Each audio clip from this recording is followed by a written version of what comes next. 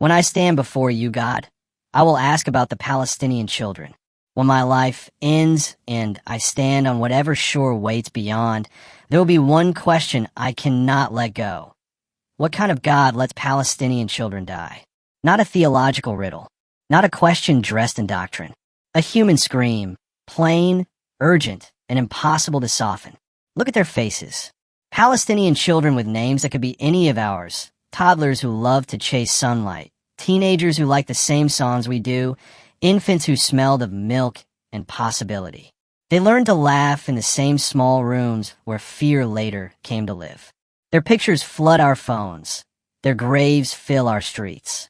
And still, with every collapse and every new name, the world finds new reasons to look away. This is not only about bombs and sieges and the machinery of war. It is about a moral failure so complete it looks like routine. How do nations and institutions that preach justice and human rights watch Palestinian families bury their children and answer with statements, study groups, and investigations?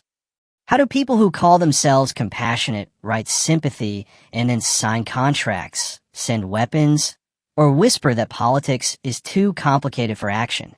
We speak of ceasefires and corridors and negotiations as if human lives are variables in an equation. But Palestinian children are not variables. They are futures erased. They are lullabies stopped mid-verse. They are small hands that will never hold a pencil, never learn to ride a bike, never grow into the people they might have been. When I ask God, if asking God is possible, I will not want a sermon. I will want a plain answer. Why did mercy not come when Palestinians begged for clean water, medicine, safe passage? Why were hospitals turned into targets? Why did schools become tombs? If there's a plan too big for us to understand, why does that plan run through the bodies of Palestinian little ones? Some will hide behind mystery. It's complicated. Some will hide behind politics. It's security. Some will hide behind distance. It's not our war. Those are not answers. They are excuses sewn together so people can believe they are moral while doing nothing to stop the slaughter. Silence is an answer, too. The diplomatic silences, the delayed resolutions, the hashtags that trend for an hour and then die. They all answer the question with a single, brutal sentence.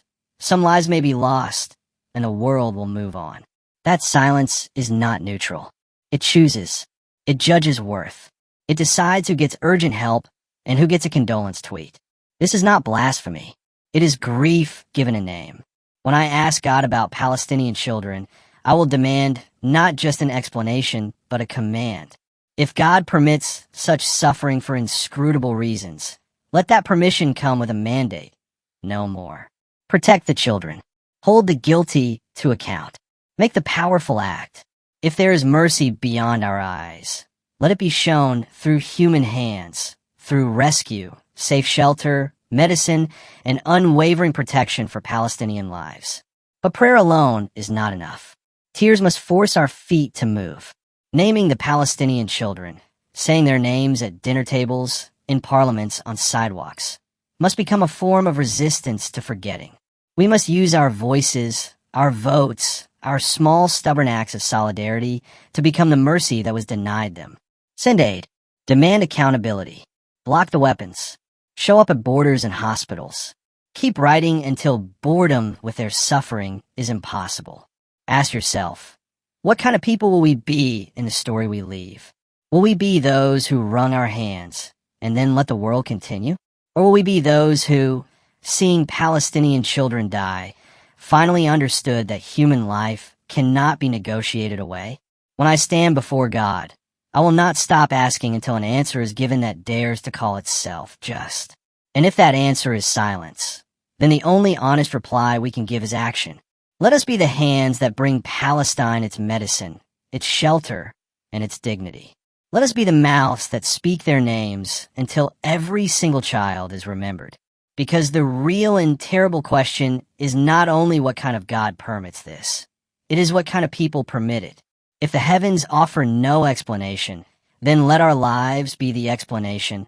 We refuse to be complicit. We refuse to forget the Palestinian children. We became mercy.